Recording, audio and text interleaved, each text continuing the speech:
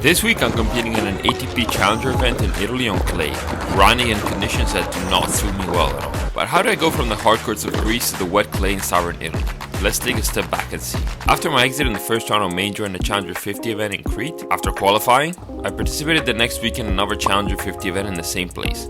However, for some reason there were problems with the live stream and I couldn't get the match to post it and show you guys, so I'm sorry about that. But it wasn't the best performance as I lost 6-0 in the third, after being set and 4-2 up, and 4-3 lost 30 up on his serve in the same set. I failed to close it and he literally started missing. Like, couldn't miss a ball anymore, and momentum obviously shifted and I ended up finding myself no solutions to possibly win a point. I got literally wiped out the third set. He ended up qualifying and winning a round in the main draw, before dropping in 3 sets against the young Talon Merva, who's ranked comfortably inside the top 300 right now.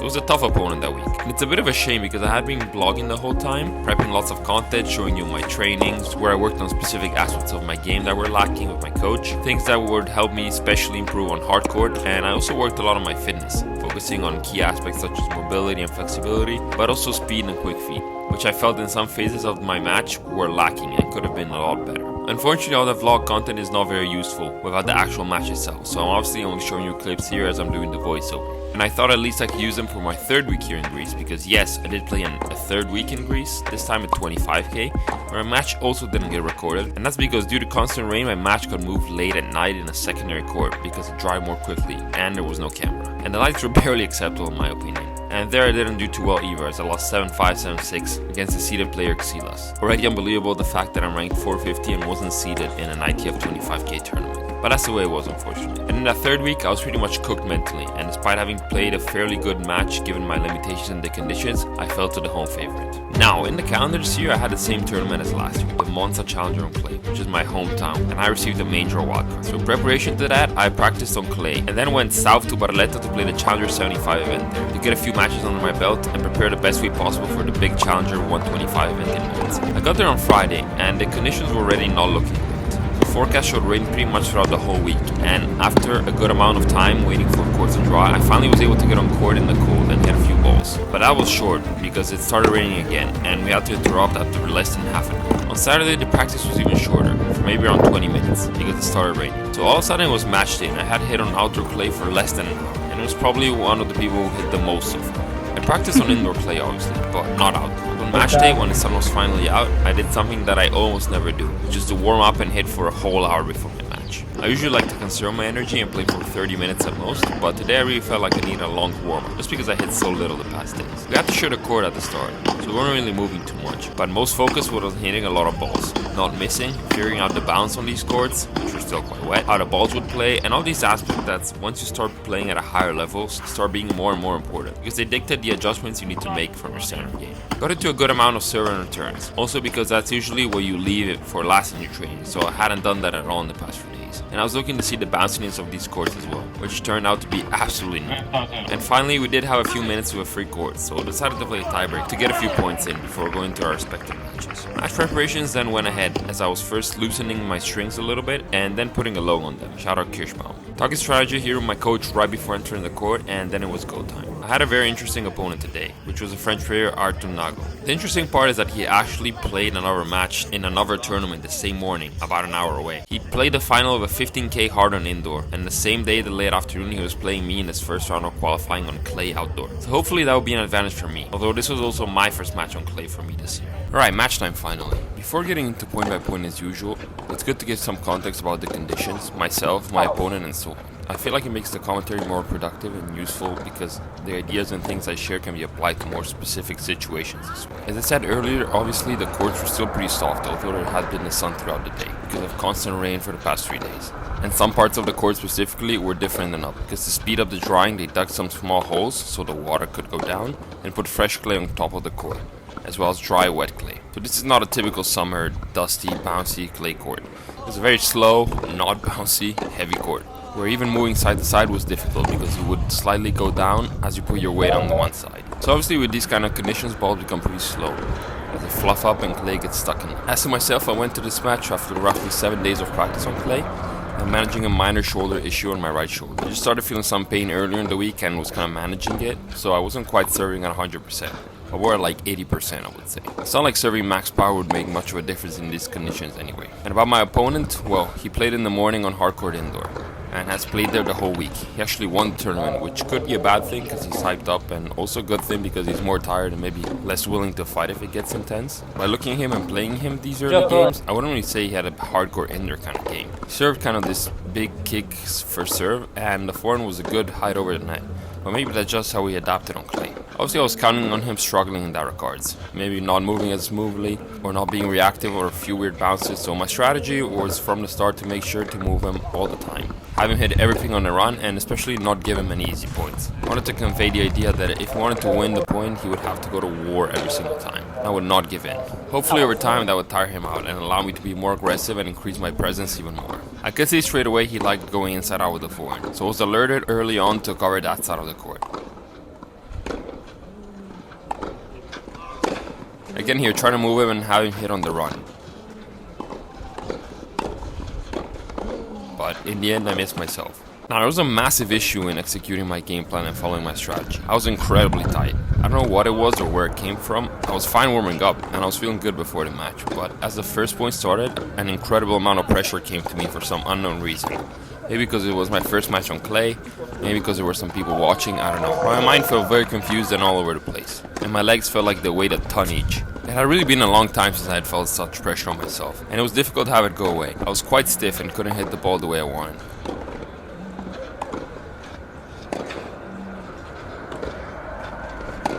Although on some occasions I would hit shots like these. Now the thing I'm happy about is that looking at the match from the camera, I wouldn't be able to tell that I was tight, if you didn't know. Which is good because that probably means my opponent didn't notice as well. And if he did, he could take big advantage of it. I got a very favorable bounce here, setting me up for a breakback. My coach that was out there with me kept telling me that in this scenario I shouldn't focus on why I'm so nervous and how this happened, and that it would be a waste of time. But rather I should focus on slowly trying to find mechanisms to get out of the situation, so that if it happens again, I know what to do. So this could be a valuable tip to take away for yourselves. Forget the why, it's a waste of mental energy.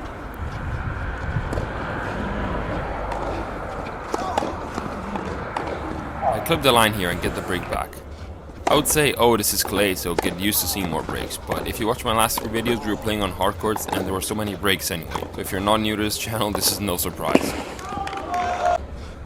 A double fault again, showing my tightness. 2 double faults in the first 2 games has never really happened to me, especially recently, and it went on to show how a lot of these early mistakes were just me being in my head and hitting unforced errors. Here's another one, and 1540.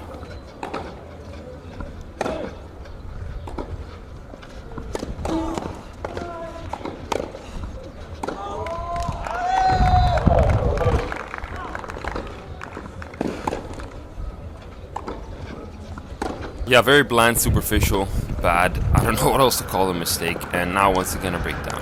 Another tip my coach gave me, I don't exactly remember at what stage he told me, but was to use my grunt and run as much as possible. Using the grunt is pretty straightforward, helps release the tension and definitely helps over time. Running was a bit more difficult since my legs felt glued to the ground, but there you go. These are 2 other tips if you need them. A good turnaround this game as I get the break back. Now for the sake of the score and actual game, I was trying to find something, some plays or specific shots that felt safe that I could resort to in difficult moments, or when things weren't working. I wouldn't say I was playing bad, but I wasn't playing freely. I was waiting on a lot of balls instead of taking them early. I was hitting slower, and it was just much harder in my mind than it seemed on the outside. Whenever it was time to make a big decision or take a risk on a shot or point, my brain went completely blank and I didn't know what I was doing while I was doing it. That's why you'll see me make some mistakes here and there on shots that make 0 sense or I miss with big margins. This probably sounds exaggerated from the outside because I'm making balls and it seems fine, but I was also helped by the fact he wasn't super aggressive, so I could always get in the rally.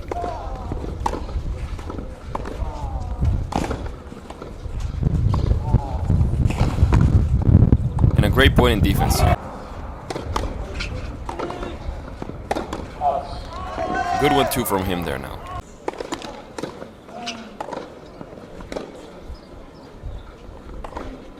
Yeah, he was hurting me a lot with this inside out especially. That set him up to do whatever he wanted next.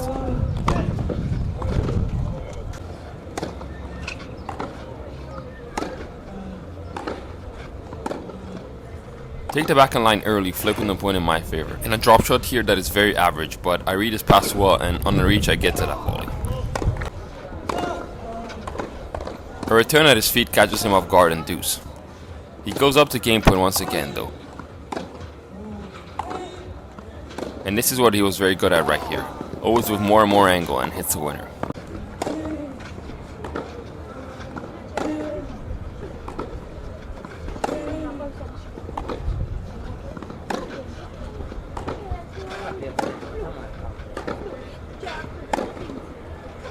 Good pressure there earns me the opening point of this game. And this is the stage of the match where making an error too much can start being costly. At the beginning, as you clearly saw, you can break back and stay close. But now at 4-3 with new balls, if I get broken, there's little time to make up for it. So I need to be in my A game for as much of an A game I can have today.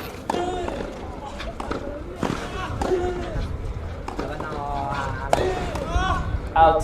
Get up 40-30 despite that half shank, and now an important chance to go for all. And it's deep, but soon after I get another chance. Once again trapping me with the inside out forehands. When he catches me late, it's really hard to flip it, and I also kept recovering too much to the center.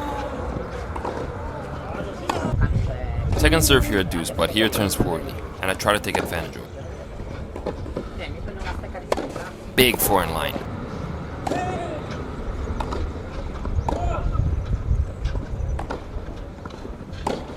Somehow this inside in lands on the line, and for all now.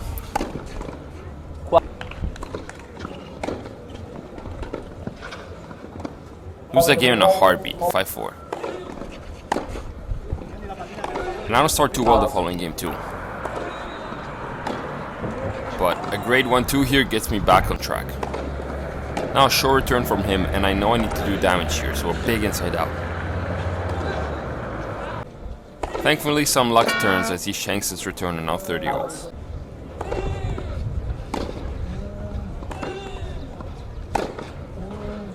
And the luck seems to keep going my way as he breaks the strings on his forehand right here.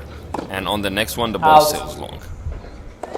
But I double fault on game point. So between lucky moments and bad points for myself we get to deuce. Only 2 points away from losing the set. Defending straight away here, but a very good backhand, which with the help of the bounce sets me up for a game point. But I lose that first one, and it's yet another deuce. Pretty standard forehand rally here, both trying to play heavy until I decide to change direction and go inside out. The court opens up a bit, so I go back in line. Doesn't quite do it, but I decide to play another one, and that is the winner. Good return by him as I lose a bit of court. And as it's best to do on clay when pushed back, I try to play higher and deep this backhand. And it does better than I hoped actually, flip the point. You guys know the shankometer by now, but especially for the clay season, I want to introduce to you guys the widthometer.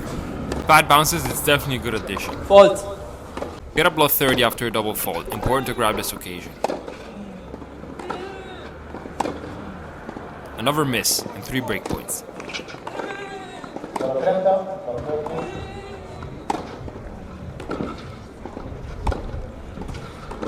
The passing shot, and break it is.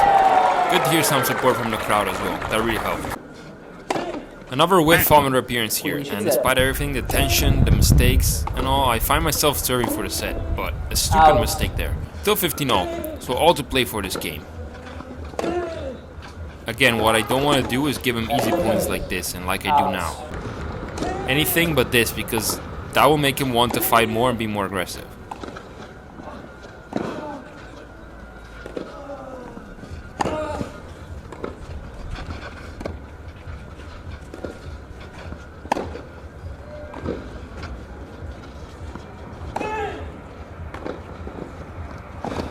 I do everything to stay in this point here, but in the end I fail, and so 2 break points.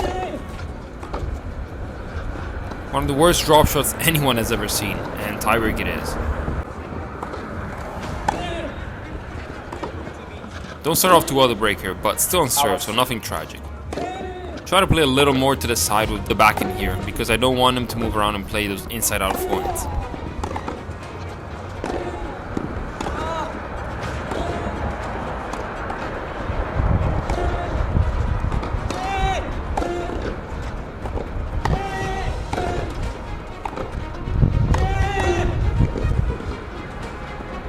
Chance to come to the net here, after all that, but in the end I missed the opening. And from here I'll admit there was a bit of a blackout for me. Not sure why or if it was because of that point, but the mistakes are coming very early and with no proper intention or ideas behind them.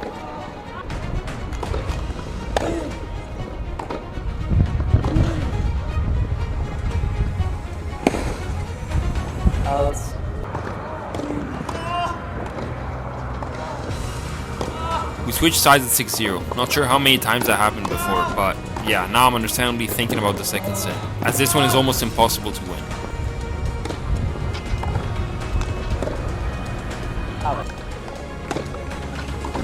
I do win 2 points in a row, but in the end, on his serve, not much I can do this point either way, and the set ends as I lose a tiebreak 7-2. Well, for how I felt on court, being this close to winning the first set against a good player was already a success. But obviously I wanted to win this match and was not okay just losing a close one. Hopefully with time the tension would go away and I could start playing better. And also let's not forget, I was probably the favorite if we went to a third set because he already played a match that day. I think that first game pretty convincingly and now I'm looking to get an early break. Good couple of aggressive forehands and at the net for once I look quite composed and ready. 15-all now.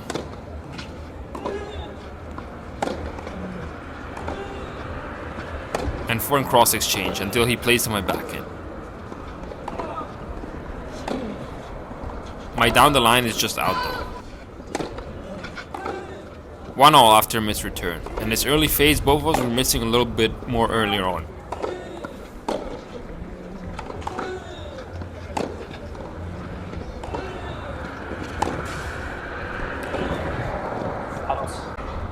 Great serve here, and for taking a little bit of pace off I was actually quite precise with my targets. But 30-all now.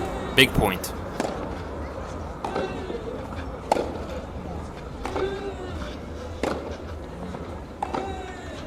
Get that mistake, and that was something that I was trying to do the first set but couldn't succeed often. To play the backhand more cross and less middle, so we couldn't move around and hit the forehand. Often when I was on defense on the run, the backhand either went short or middle, and he could always seem to move around to hit the inside out, which as you saw did a lot of damage. And since I hadn't quite yet found an effective way to flip those points from that position, I had to try my best to avoid that situation at all costs. 30-all here, and we're getting more into the groove of longer rallies, which was surely not what he wanted. Plays his forehand on the line though.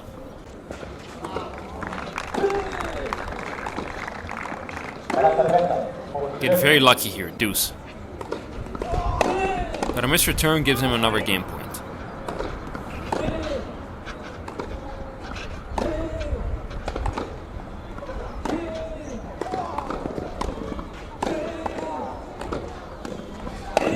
Yeah, I looked for too much in the end there and lose that game. I think that given that I was still not feeling my best mentally, serving first this set was good because if I held, I would be up in the score and maybe put a bit of pressure on him.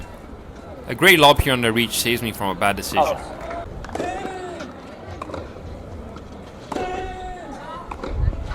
Some old school all-court forehands here trying to do damage and move him around. Have him play on the run, but this time the net works against me as he hits a winner. And here's a bad miss. 30-all soon after, and thankfully a return miss. Didn't get too many of those compared to hardcourt, so when it happened, had to make sure to treasure them.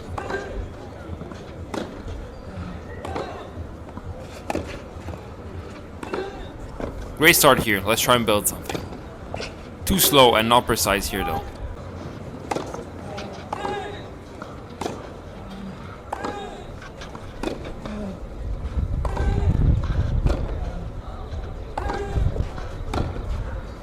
Shame I rushed this final one line because I hit a couple of very good backhands where for once I felt comfortable in a match on that side.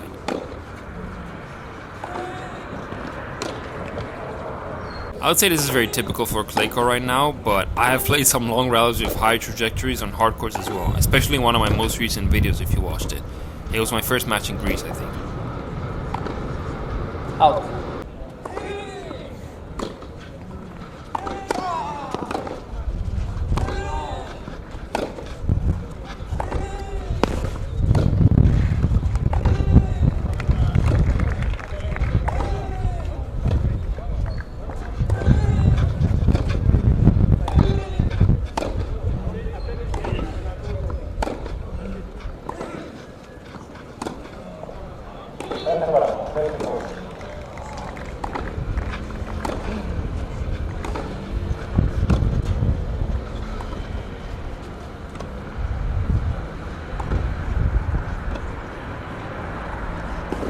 I missed that drop shot recovery and now 30-all.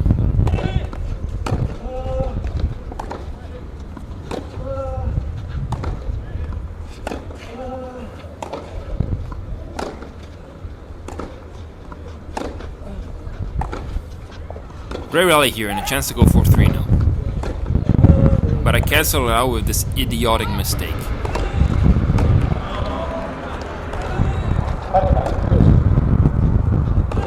Big foreign, and you guys already know I'm going down the line here, but he's still moving well. It's not that easy. The rally continues on the backhand side.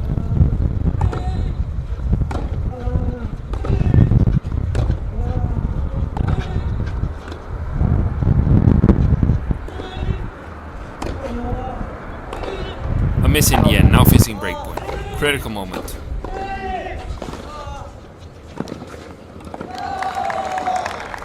Wow, don't know what was going on in my mind there, but I saved the day. Out. And a couple of good serves helped me survive. Out. I think it's around this point where finally my tightness started slowly going away and I felt a little bit better mentally and could think more sharply. Obviously I would still make mistakes, but decision making was better, I think.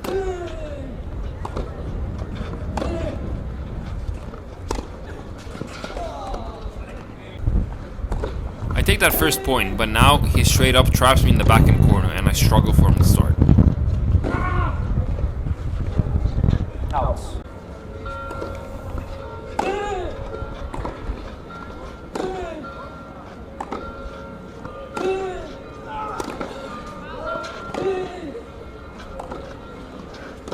Yeah, props to me for saying I was making better decisions after that slice, but still 30-0 and a chance for a breakpoint. Yep, I make the whiffometer too. On clay that definitely happens a lot, especially when the courts are not ATP level, and furthermore have been modified due to the rain.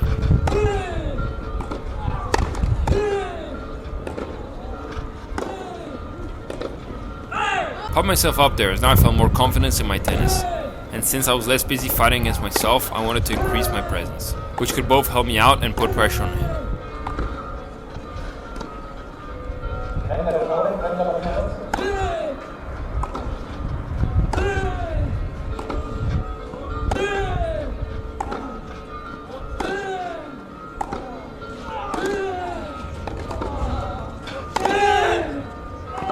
A tiny bit too far short, and that's unfortunate because it was a hard-fought point.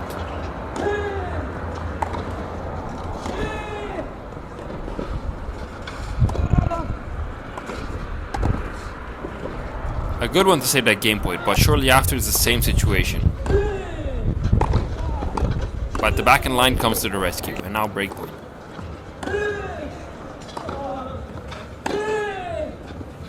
It was a whiff there, but it seemed to be a bit long, and the ref does confirm it actually. What a shame.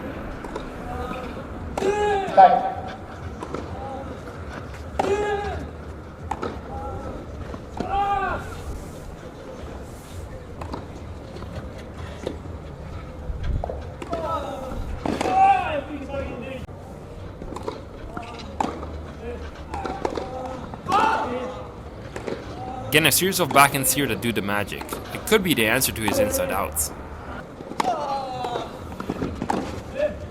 A couple of bad bounces there, and that is like what, third, fourth game point or something.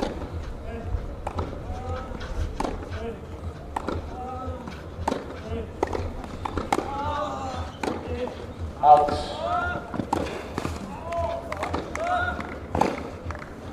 Out. And it is the last one. Tough to not have won that game after having so many chances and also playing some points quite well, but that's not what I wanted to be in. If he wanted to win a single game, he had to know it was this difficult. That I was there point in and point out, and he had to work.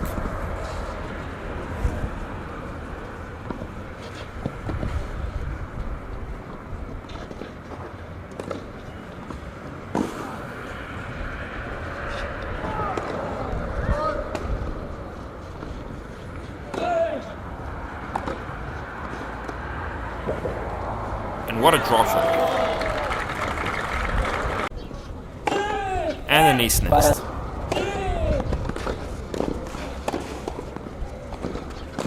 That game is mine. So he's serving to stay in the set.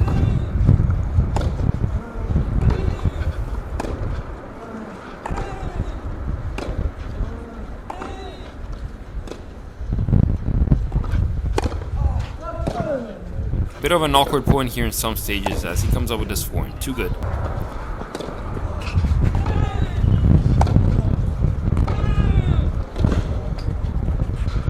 Good point by me there. And I do keep him on his toes a little bit, but he gets up 40-30 still. Forced to defend here after the net slows my forehand, but I defend right on the line.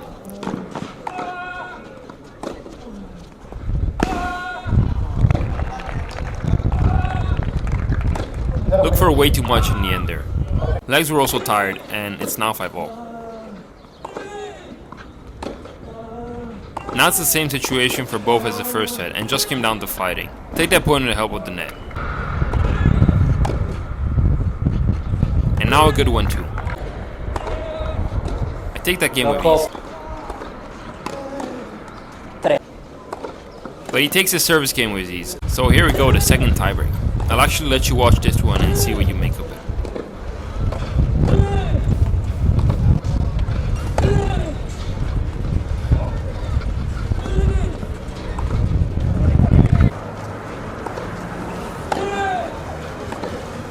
Out.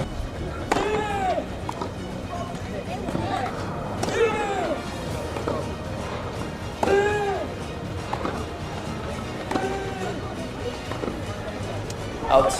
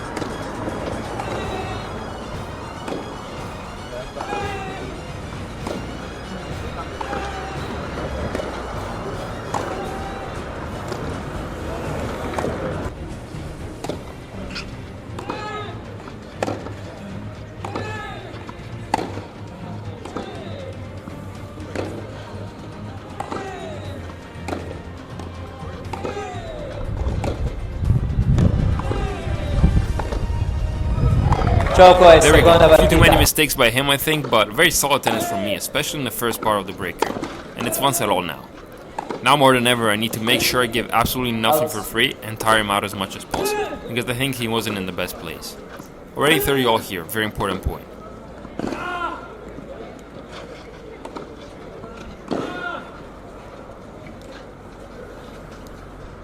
And what a gift. It gets even better as he double faults next. For the second time in the match, I'm up a break now. And it being the final set makes it even more important. Of course, it's just the first game, but still.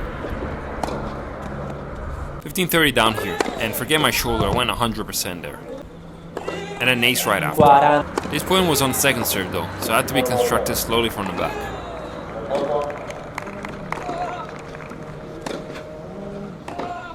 I try to move him around here, and you can see he's not turning around to hit the forehand as much, which was honestly a relief for me. I think it was an early sign that he was getting tired. Great turnaround that game. Now looking to keep it rolling, and he's trying to get out of the point more quickly now, which means my strategy was finally showing its effectiveness, and perhaps mentally he was struggling.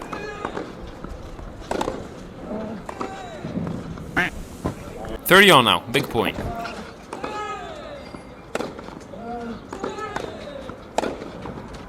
He saves the break point with a good serve, so it's deuce now.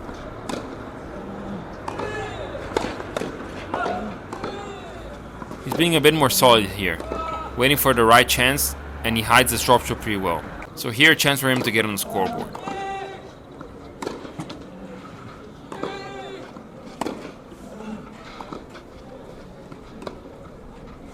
He hits the line there, and with that he takes the game. But now we've been playing for so long that it started to become dark and cold as well. My opponent even put long sleeves on.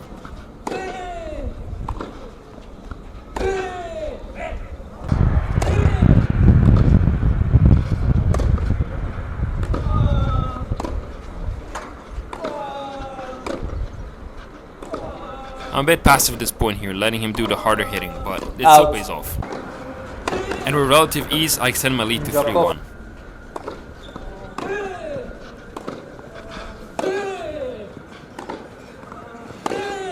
And a rock solid point in the next game. I was starting to get quite tired. Again, my legs have felt heavy from the first point, and despite the tension decreasing from the second set on, that hasn't really changed. But to see him be less sharp in decision making and making more mistakes was fueling me to keep going.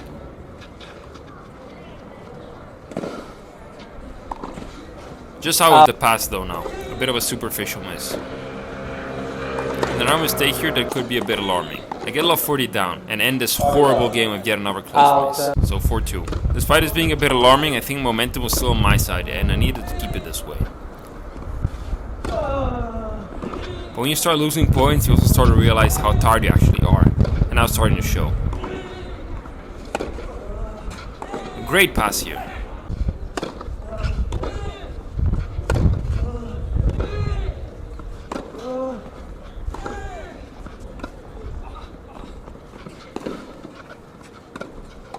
A good point at the net, chance for 5-2.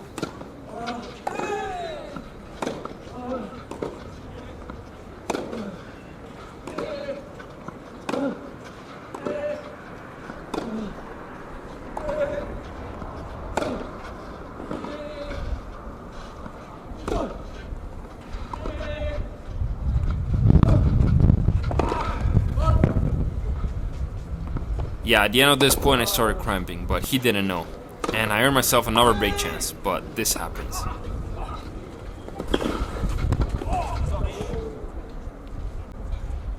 Parità. This was the hardest game of the match. I would get on and off cramps, and he kept drop shotting me, but I absolutely did not want to give this game.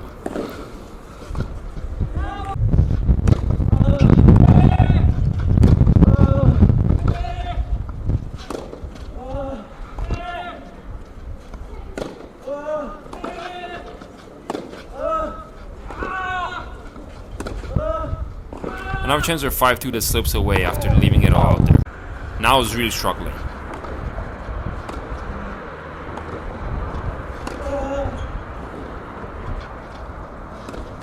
But a mistake gives me breakpoint again. And this time thankfully he misses the drop shot. Just need to serve it out now.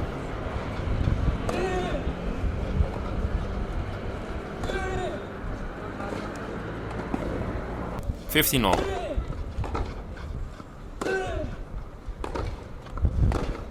I hold well the pace and he misses first in the end.